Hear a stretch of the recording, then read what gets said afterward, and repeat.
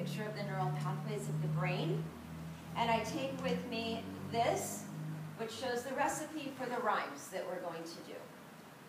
Presentation takes exactly 1 hour from beginning to end. First half hour is dedicated to the brain conversation. Second half an hour is dedicated to interacting and playing with the babies. And I'll give you the sequence of the things that I do with the babies to play with them. The other things that I bring along with me is a parent pack, a lycra hammock, and I carry those with me just like that. And I open the session. Christine, do you want me to record it? If you'd like, sure. I mean, it could be great for the website. That's what I should have done. What are you doing your I didn't run fast enough to get it right. So I'm gonna do this just like you're, a bunch of Pep's parents. Okay. So I'm gonna come in and I'm gonna say, I ask them, do you know anything about nurturing pathways? And 9 times out of 10 they say no. And I say, so do you know why I'm here? And they're like, well, you're kind of interested in brain development. I'm like, okay. Fair enough. I say, well, I'm Christine Roberts, and I'm the founder of Nurturing Pathways. And Nurturing Pathways is an early childhood creative dance program that works starting with babies at 3 months of age and goes up through 4. And the babies come with their nannies and grannies and caregivers, and I tell them a little bit about the fact that I'm, located here at Finney, and that I've been a dance educator for 28 years. And then I launch in and I say, hey, I brought my brain with me today, and what we're going to do is we're going to spend the first half an hour talking about your baby's brain development, and then we're going to play with your babies. We're going to get out the scarves, and we have the streamers, the scarves, and I have the mat's in the middle of the room for the fact that I always take the mat and put it down in the middle of the floor as soon as I arrive, and I get out all my goodies, and all the parents go, ooh, and I say, yeah, bring your babies down to the mat, and let them play and interact with that. And we're going to spend our first half an hour talking, and then we're going to play with them and sing nursery rhymes to them. And we're going to get them on my balls, and we're going to rock them and roll them.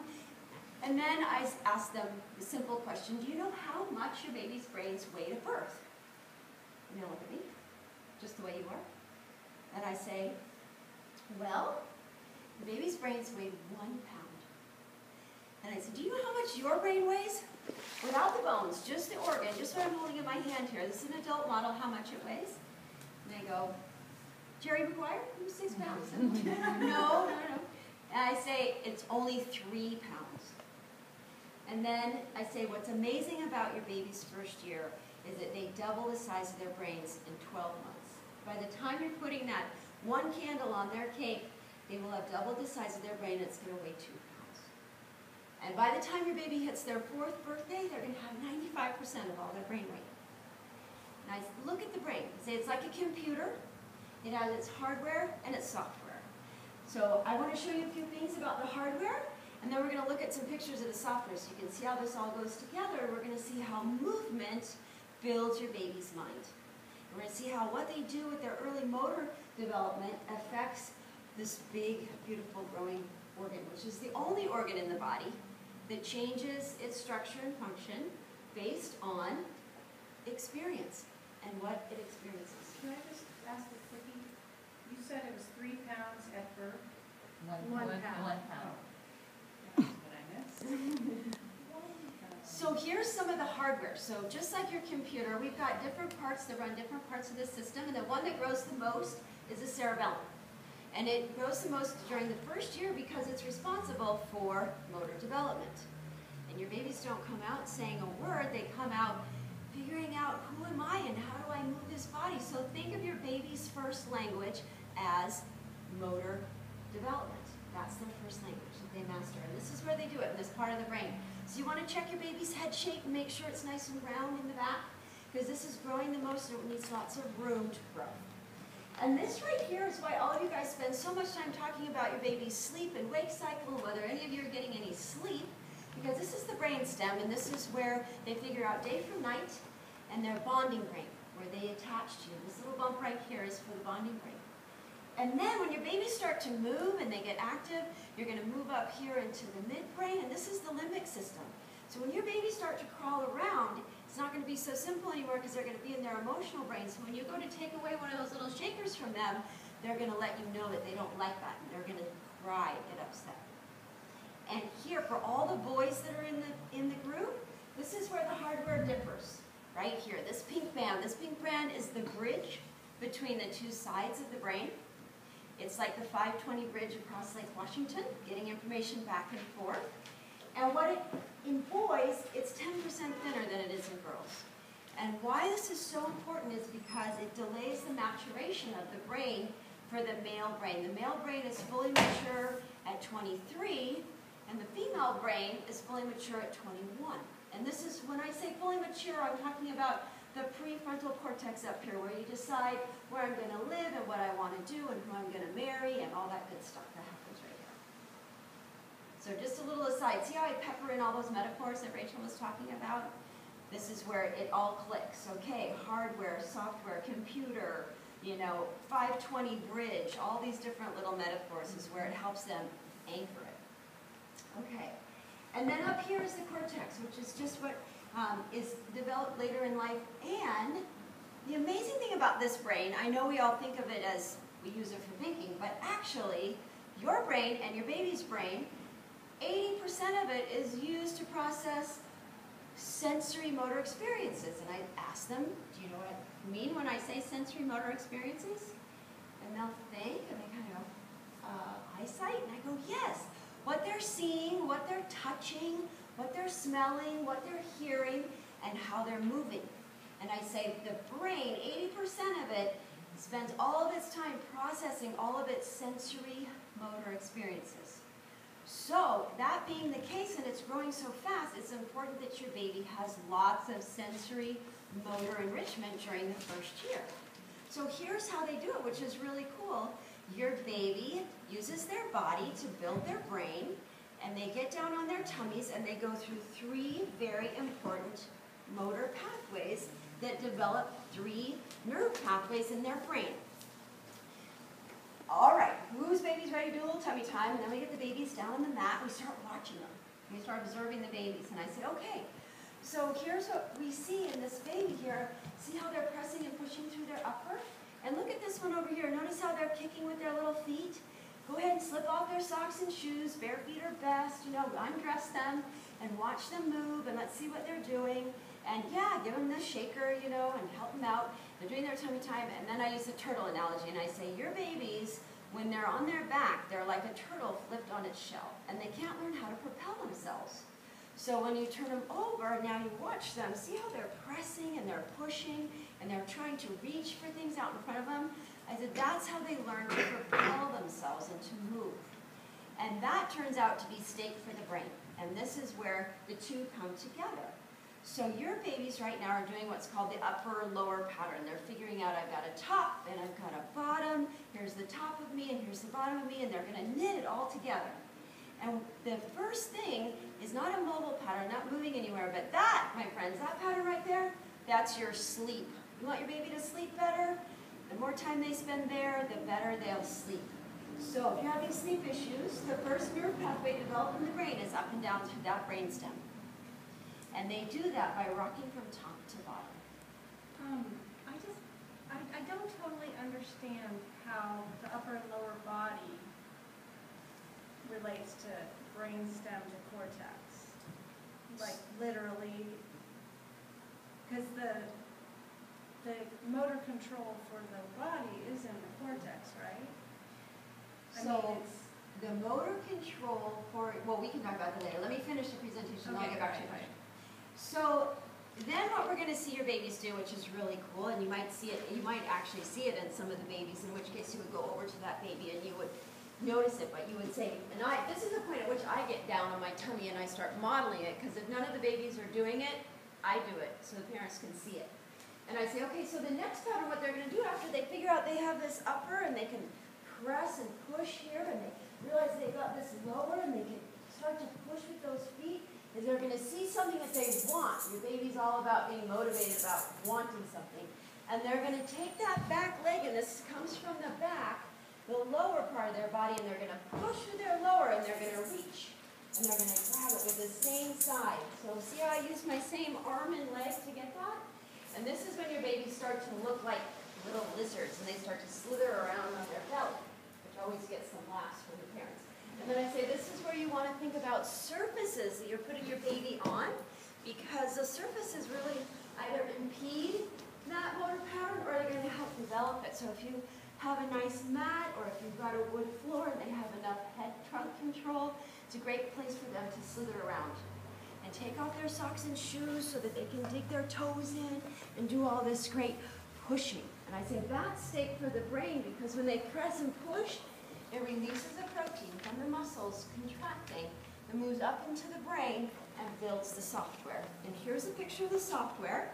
And I'm going to pass it around so you can all see it. So I literally have them pass it around. And I say, here's a picture of what it looked like at birth. That's what a lot of your babies look like now. And this is what it's going to look like when they're 2. And then I hand it. And I say, building all that software is built through the body, working itself against the floor. And we want to take all those dirt roads and turn them into superhighways. So as your baby works this next pattern, they're working out one side of their brain. They're working one hemisphere and then the other hemisphere. And then I ask the question, how many of you are interested in language development? And they'll go, I am. And I say, okay, well, where do you think language happens in the brain? And some parents know and some don't. And I say, it happens on the left side. That's the left hemisphere. So now I've really got their attention. This is the bottom line. I've really got their attention. I'm talking about things that they care about. And now, in an adjunct to that is they're learning brain anatomy. They're learning about their baby's brains. So this is the benefit here. So I say, language is on the left, and you know what happens on the right? I say, this is where they listen to melodies. This is where they listen to the rise and fall of your voice. This is where they feel their feelings. So it's really important that the two can talk to each other. And the way we get the two sides talking to each other and hook up that 520 bridge in the middle of the brain, or the corpus callosum, is in the last pattern that we are all familiar with. And I say, your babies are going to do fun things like this. They're going to play with their balance, and they're going to be doing their little downward dogs. And then the day is going to come when your baby sees something that they want, probably the cat's tail, and they're going to reach for it, and this is going to happen. And I ask the parents, how is this different than what I was doing when I was on my belly? And the parents will go, body cross, you're using opposite sides. And then I sit back down and I say, okay, if I do the opposite sides of my body, what's happening up here? So keep capitulating questions to them to keep them engaged. Okay, this is so, so important. And then they say, oh, well, I guess both sides must be. And I, yes, that's exactly right. And I say, when you get two sides talking to each other, that's where you develop attention span. And attention span is the gateway for learning. So this is very, very important. And the longer your children linger in these early motor patterns, the research is really clear. The longer they stay in school and the higher their scores are. The longer they stay in the what motor patterns? The longer they linger in these early motor patterns, the farther they go in their schooling and the higher their scores are. And this is borne out in research. So, like, early walkers Are at a disadvantage. Are at a disadvantage. So this is the paradigm shift that we are all out there to turn on its nose. Okay? Then, I say, okay, does anybody have any questions? The longer they stay in school and the longer they... The longer they stay in school and the higher their scores. Thank you. Yeah. And then I say, are there any questions? So I'll give you an example of a set of questions that Megan and I got just this week from the very active PEPS groups. We got asked questions about sitting in exercisers. Maybe I should change my practices there. We got questions about overstimulation. Okay, so I'm doing these, things with my baby, and he starts to get really overstimulated. How much is too much? We got asked questions about sleep and how to handle, my baby really flips over on his tummy and is waking himself up because they don't want to be on their tummy and they're screaming and crying and they want to flip back over and they don't know how, and so they just lay there and get upset. What should I do? We got asked questions about, another question we got asked, here's another one. One was using that restraint suit for sleeping. Oh yes, have you guys heard about this? I've never heard of that. Okay, so now the latest thing that they've developed for parents is literally, they described it as like an astronaut suit. It's like a straight jacket. They zip them in like this so that they can't roll and move during sleep, but they're not being swaddled. Okay, so it's like, so, you know, we have the whole swaddling thing, right? And they're like, okay, well now I can't swaddle them because they're so big and they're moving and they're struggling in there. So now they've developed this astronaut suit. It's like 5 And- restraints or something. And I was like, for? it's so they can't roll. It's so they can't move, so they can sleep, they have to sleep like this. But they still have just enough wiggle room. It's not like they're being swaddled in. I'm like, oh my God, what are we going to think of next? Anyways, we didn't see it, but I suggested, the point of it is so that they will not roll over onto their tummy during their sleep, while they're asleep, to be safe. It's the whole system. So this is tiny. So this baby was 4 months old. Oh. So this is what you stick them in after you've done the first 3 months of swaddling. You know, Dr. Harvey Cart, 5-point swaddle, whatever that is. Jennifer can tell us about it. When they've outgrown that, then you put them in this astronaut suit, so they can't flip. Okay. But isn't that past the danger time of sleep Yes, anyway? which is exactly was my answer to her question. I said you need to go back to that. If you go, you guys should all look this up. When you get to 4 months, SIDS goes like this. Okay, so at that point, God willing, they've had enough time to develop their head neck control, clear their airways, and they're working and pressing through their uppers such that, and the statistics show that the SIDS just goes down dramatically. It's between the window of 4 and 6 months. Okay? So I told her, I said, you should go back to your pediatrician. And she goes, well, the problem isn't really about sleeping on the tummy. That doesn't really frighten me. The problem is when she flips over onto her tummy, she wakes up and she's screaming. So this is the one that I was telling you about, who was thrusting here and screaming because she was stuck. That's the She same didn't have kid. she didn't have any knob. Her knob was not working for her. Okay? She had no neck on body. So that's when I started to pat her. I said, Mom, she was the twin. I said, Oh my Mom, gosh. here, you got to teach your knob. I didn't tell her that. I just said, you got to do this. And boom, over she went. Christine, just real quick, Yeah. remember the booklets that used to be available from the, what is it, IBM? In me, you and your baby. Yes, and Yes. that's fabulous. That has a Absolutely really fabulous. detailed description of how to begin that tummy time with diaper, on the diaper table. So And all that, good. so. You guys all have a copy of you and your baby. Oh, I know Jennifer has like digested it and has used it and integrated it at a very deep level. One of the neat things that Jennifer did to integrate that I watched her when I was watching her teach this year, which I hadn't seen before, was she integrated, okay, so just to wrap this up before we move to that, that's what I do. And then we get the babies down on the mat and we do the nursery rhymes, okay? And I go through and I say, okay, now what we're going to do is we're going to sing a collection of nursery rhymes and chants to your babies. And we're going to do a tactile rhyme, and we're going to do a rhyme that works with their top and their bottom. We're going to do a rhyme that goes through their body side, their body cross. And then lastly, we're going to put them on the balls, and we're going to tip them and tilt them.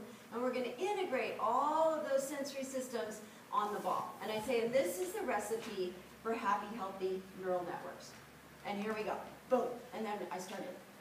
Okay, and that's the second half hour. And we finish with the balls, and then if there are a lot of tired and cranky babies, what I do is we get out the lycra hammock. So I always have it with me, because this is a big aha. I mean, the parents are like, whoa. And we swing and we sway the babies, and I'm like, okay, now you have your nice baby, and you guys can do your highs and lows. In the PEPs, they do this thing where the parents go around and share highs and lows. And we're always the first hour, and the highs and lows are the second See, hour. I've always been asked to come after Always 30 insist minutes. on the first. Always Always insist go on the Let's first see what's better hour. for the babies. You want to come in right at the very first. That's Never easy. be second, never flow. Yeah, they're all So around, you know. Christine, what order of rhymes are you doing now? Are you still? The order of rhymes that I'm doing in my parent workshop are Itsy Bitsy Spider, Read Up the Walter Spout, okay, and then the Big Hairy Spider, so I show them how to do the deep squeezy pressure, all right?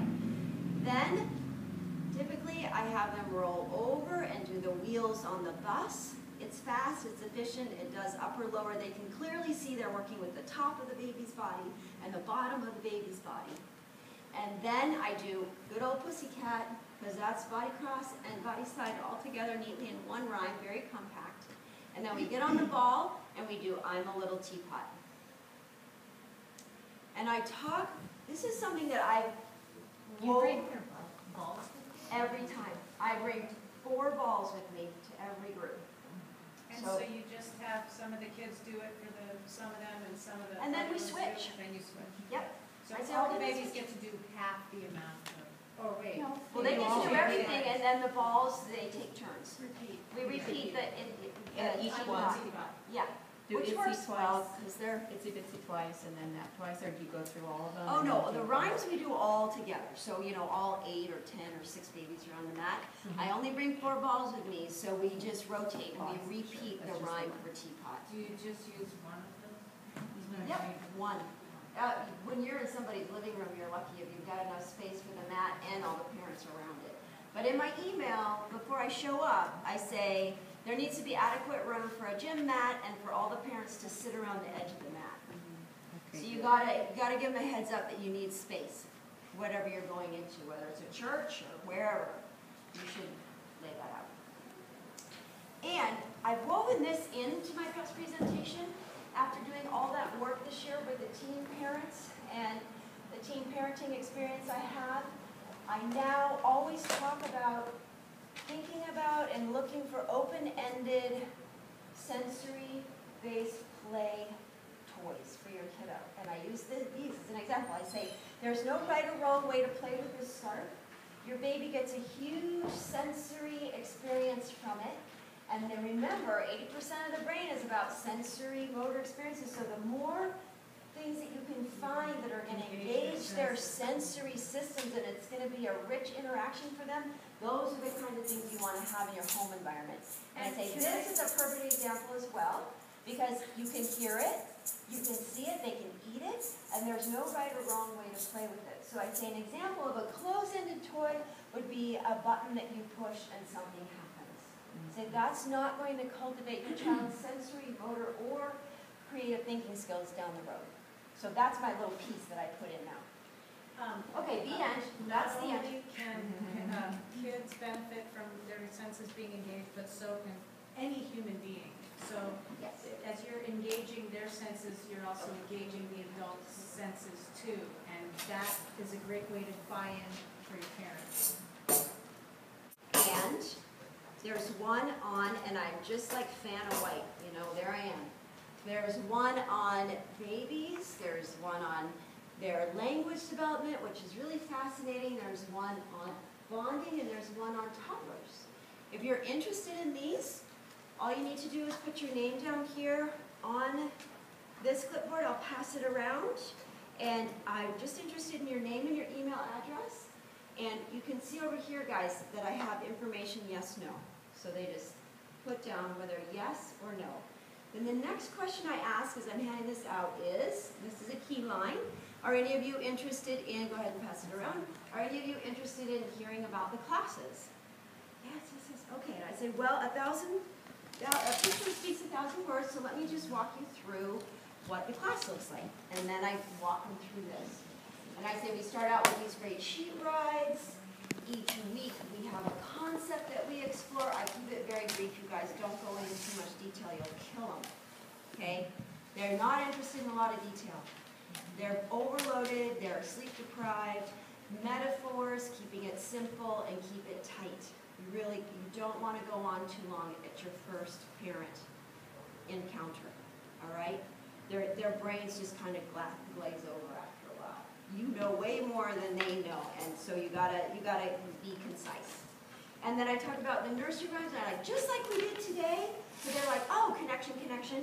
We get off the mats, and we get the babies on the mats, and we sing the nursery rhymes, and oh, by the way, here's one you did today. See, that looks familiar. And then I say, look at what they're gonna do when they get bigger and stronger. And then we have, you know, oh yeah, by the way, there's Pussycat that you did today with your baby, and there they are in the balls. And after we've had our exercises, we get up and we explore the concept. So what you're going to see next is that in this class we were discovering working with levels. So we were doing high, middle, low in front of the mirror, and the babies were all at different levels, and they're having a great time, and they think that's so exciting.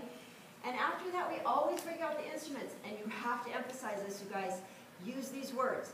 There's a huge musical component in this program.